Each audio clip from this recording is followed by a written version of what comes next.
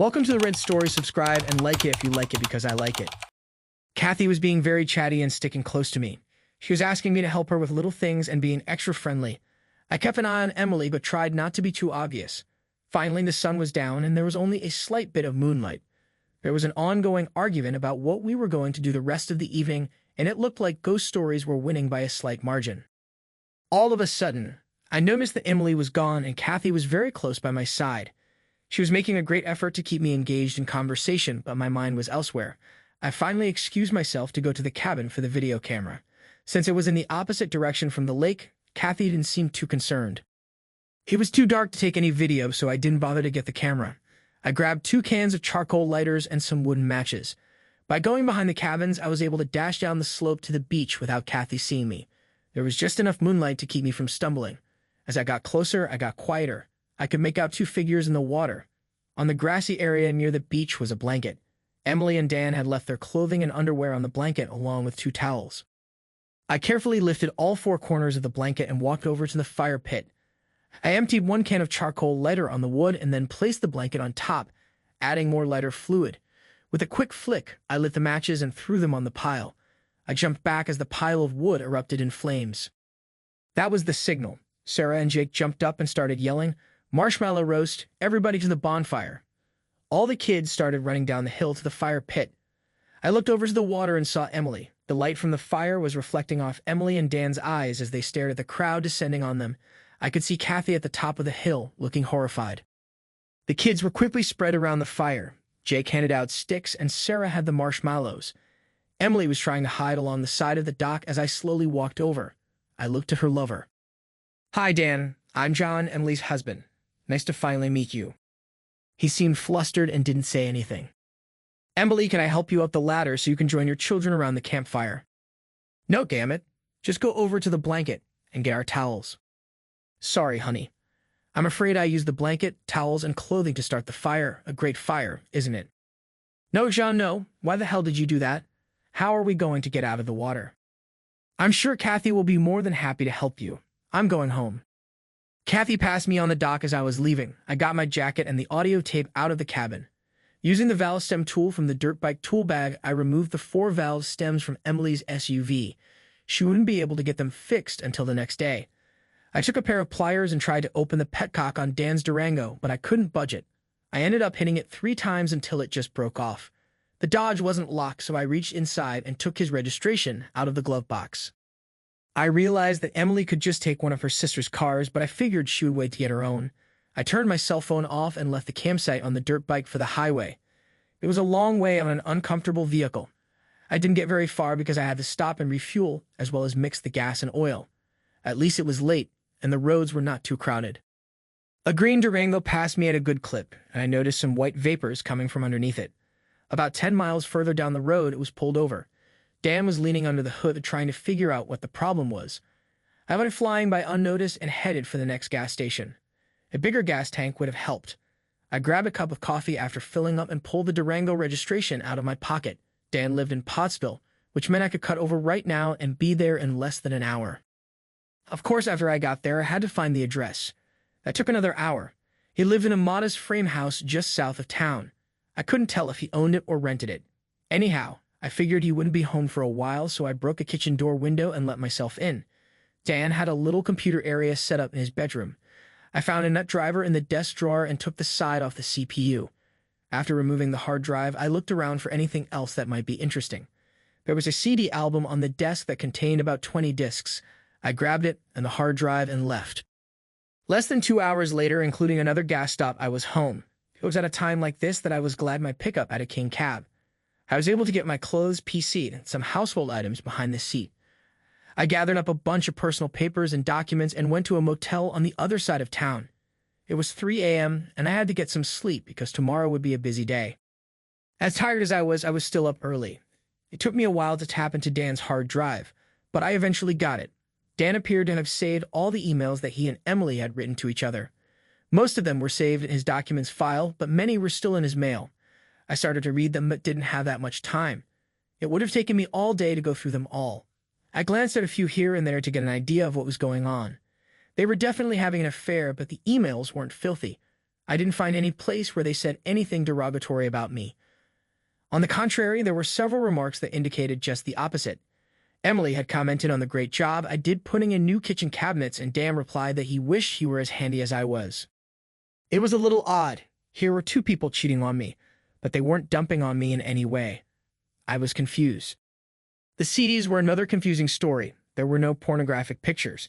There were lots of pictures of them together, doing all sorts of things, but nothing inappropriate. In one set of pictures, Emily's hair was dark and short. That was when she was pregnant with Sarah. The next set was auburn, when she was carrying Jake, and then long and dark when she was pregnant with Max. In all the pictures, Dan was beaming like a proud father. That really hurt. It was time to get going. I made the usual rounds. First, I closed all the bank accounts and credit cards. I quit my job and collected all my vacation pay and sick leave. I cashed in my life insurance policies and canceled the cell phone services. I made arrangements to have the utilities turned off at the end of the week. I was sure that I was going to miss something, but I did the best I could. I stopped by the family doctor's office and had a nurse take a DNA swab with instructions to send the results to my lawyer. Then I went by the lawyer's office and filled out the papers for the divorce. I told Seymour to give her nothing and offer child support only if the DNA showed them to be mine. At this point, I held out little hope. I left $2,000 in the checking account for Emily and her kids. I said she could have the house but had to make the payments herself. I left 2 signed power of attorney forms in case he needed them. I signed 1 form to help her sell the house.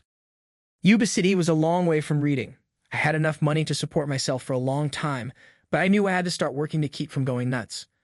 I felt pretty certain that I left a few messes behind, including a possible breaking and entering charge in Schuylkill County. I had no idea what things I had skipped out on at home that I was legally responsible for and didn't care too much. I also wasn't very clever when it came to laying low. My car registration, driver's license, and insurance would be good for a while, but eventually I would have to get myself updated and run the risk of being discovered. Bank accounts and employment could also trigger problems. Every morning, gangs of men looking for day work would gather on certain key corners. Potential employers would drive by and pick out the ones they wanted, paying them straight cash on an independent contractor basis. No SSNs were required and no forms needed to be filled out. A day of hard work was rewarded with some untraceable cold cash. I didn't mind the work or the poor pay, but I found that I was unhappy not being able to talk to my fellow workers. I started to pick up a little Spanish and things got better. I ended up being a regular pick by the Sutter nut growers foreman. They grew walnuts, almonds, hazelnuts, and pistachios. The work was demanding and did not require me to use too many brain cells. I slept well at night. After about a month, I borrowed his cell phone from one of the supervisors and called my lawyer. He had served Emily with the papers. She did not want anything from me, but was insisting on some support for the children. She hadn't provided him with any DNA test results. I told him that I would not pay any support for somebody else's kids. Her parents and sisters were helping her with expenses until she could get a job. She had put the house on the market. If everything went okay, the divorce would be final in 4 months.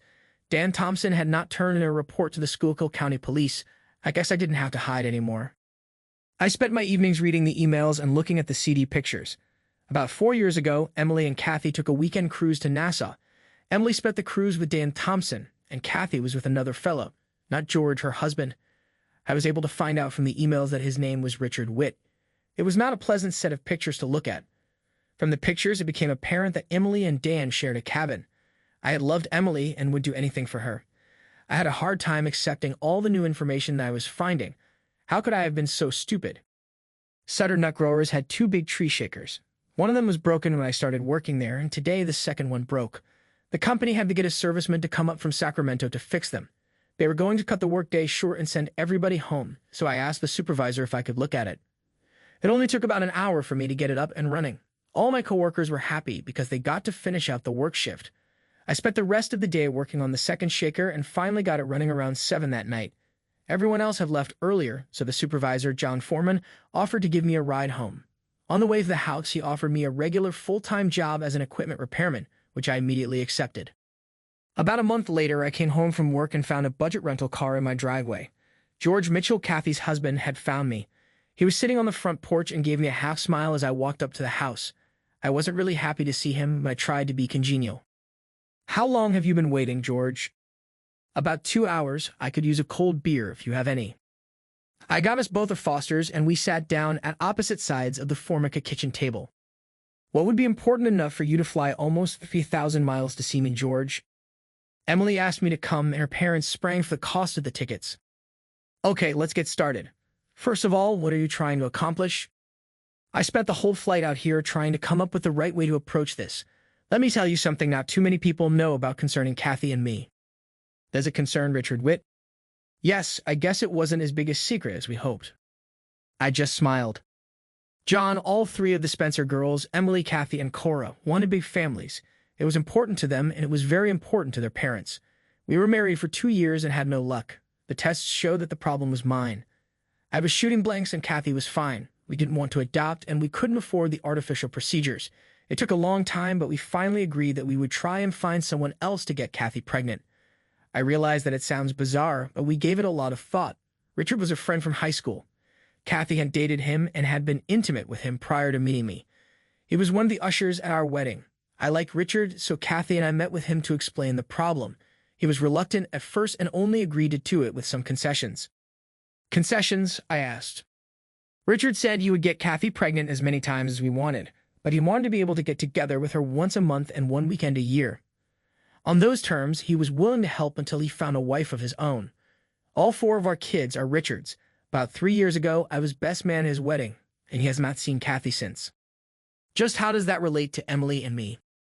The same but different. I assume you are going to explain that, I asked.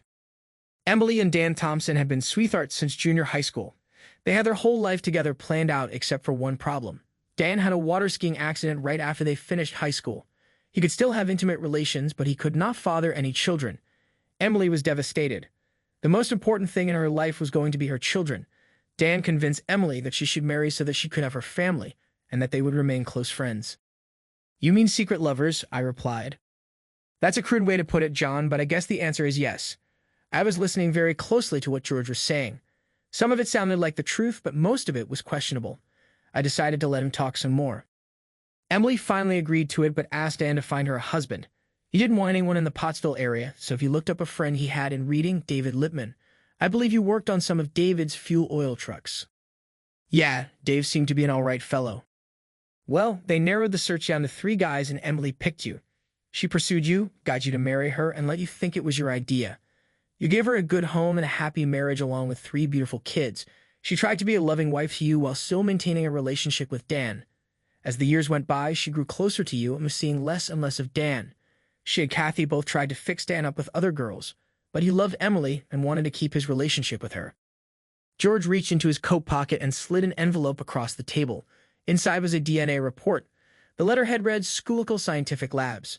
I was expecting a form of some type, but this was just an official-looking letter that stated that I was the biological father of our 3 children.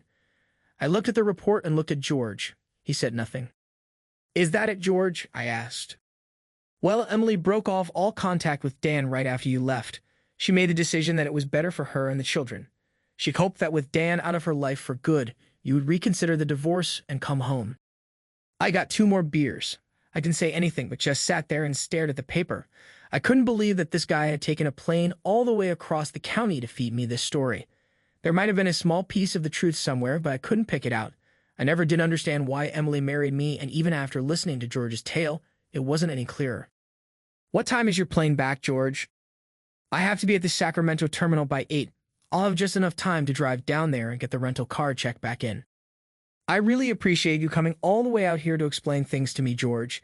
You probably could have done it on the phone, but I guess being face-to-face is more effective. Is there anything you want me to tell Emily or the kids when I get back home? I know she's hoping for some good news. She was really devastated when you left. I can't think of anything right now.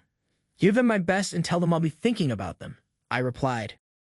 I walked George to the car. I could tell he was hoping for a little more reaction than he got. It was an interesting story, especially when he started off by making a confession of his own relationship with Kathy. If everything he said was true, then I might want to reconsider the divorce, but there were too many holes.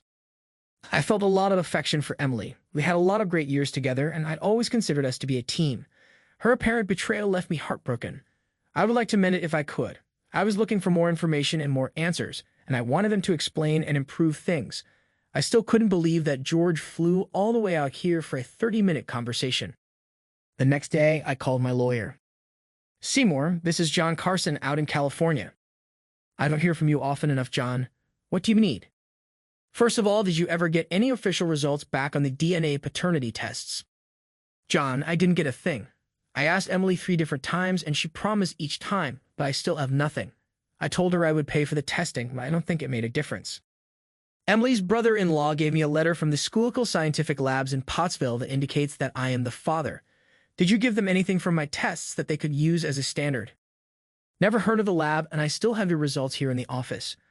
I never gave them out to anyone, unless they did their own DNA test on your hair or fingernails. I have no idea what they were testing against. I'll look into it. Anything else? Do you have anyone who could check out a guy named Dan Thompson who lives in Pottsville? I can't help thinking that knowing something about him could be important. I realize that the divorce is almost final and I don't want to mess things up, but if I can stop myself from making a mistake, I want to. That should be no problem. Do I owe you any money? I asked. There's still a nice buffer in your account. I'll let you know if you get close. About a week later, Seymour called and told me that Schuylkill Scientific Labs was a fake DNA facility and had been shut down by the state. He also let me know that Dan Thompson made it through high school by the skin of his teeth. He was not too bright and had a hard time holding a job. He had just been fired from his last position as a fuel truck driver and was having trouble finding anything else in the Pottsville area. He was reported to be a nice person, but just not too intelligent. That evening, when I came home from work, Sarah, Jake, and Max came running up to the truck. They were all over me as I tried to make my way to the front porch, where their mother was waiting. To what do I owe this pleasure? I felt that the children should be with their father, and since you would not come back to reading, I decided to bring them here. I have already rented a place across the river in Marysville. Why don't I send out for pizza, and we can get settled down? The kids spent the next hour telling me about their trip across the country. They didn't stop much on the trip, but saw a lot of new and exciting things anyhow. Emily was quiet and just let the little ones ramble on. I turned on the TV for them, and they started to unwind slowly. Emily and I cleaned up after the haphazard meal. John, I am sorry for the way things worked out. I was hoping that George would explain it to you, but apparently he didn't do too good of a job. The day after you found Dan and me together, I broke it off with him. It was stupid for me to keep the relationship going as long as it did. I knew for several years now that our marriage was more important to me than my friendship with Dan. We were together for so long and were so close that it was hard to sever the ties. I am sorry if that sounds foolish, but I don't know how else to explain it. I haven't seen Dan since that day at camp and I have no intention of seeing him again. I hope you can realize that it is you that I love and want to spend the rest of my life with. You are the father of my children, and I want you to help raise them. I don't know what to say, Emily. You caught me by surprise. There are a lot of things I don't understand and maybe don't want to. It is nice to see the kids again, and I hope I can help you with them. Right now, I don't feel comfortable enough to want to start up a relationship, but I am open to working on it. That's okay. I understand your reluctance. I have a restaurant job lined up that I start next week in Marysville. I'll have to work evenings and weekends. I would appreciate it if you could watch the kids while I'm working until I can get something set up. That sounds good to me. Are you going to drop them off, or do you want me to pick them up? I'll drop them here and pick them up after I am done. The arrangement seemed to work out fine. Needless to say, on the first day, I took DNA mouth swabs from each of the children and immediately mailed them to Seymour. Sarah was opening up a little bit more than normal and seemed to be concerned about the relationship between Emily and me. I didn't want to get the kids involved in this mess and tried not to even mention anything about the divorce. A letter arrived from George, and inside was a newspaper clipping and a note that just said, "Au revoir." The clipping was a picture of Dan wearing a soldier's uniform. He had finished basic training and was being sent to Bosnia for 2 years. I called Sarah over. "Do you know this man?" I said while pointing to the picture. "Sure, that's Uncle Dan, but we are not supposed to talk to you about him." "Do you see Uncle Dan a lot?" "We used to, but we could never tell you that we did, or Mom would get mad." "Did you see him since I left?" "Yes," Sarah replied. "Where?" "Mostly we would see him at Chuck E. Cheese or someplace like that. Mom and he would talk while we played the machines and stuff." "Did he ever stay at the house?" I asked. "Only once. That was a week before we left, the day before he went to join the army." "Tell me about it," I asked. "Okay, but I am not supposed to. He came to the house in a cab. He told Mom he had enlisted in the army and that he was leaving the next morning for Philadelphia. Mom started crying and humming him. She was saying all sorts of mushy stuff. Jake, Max, and I went in and watched TV while Mom and he talked. She was crying a lot and saying things that I couldn't understand. We all went to bed, and they were still talking. I came down in the middle of the night to get a drink, and he was not on the couch. The next morning, I looked out the window and he was getting in a cab. Mom was still crying that afternoon and she told us we were going to California to see you. Don't tell Mom that I told you this or she will get really mad at me. Did your mother cry when I left? I asked. No, Sarah replied. Things were starting to fall into place. I don't think the newspaper clipping achieved the results that George was hoping for.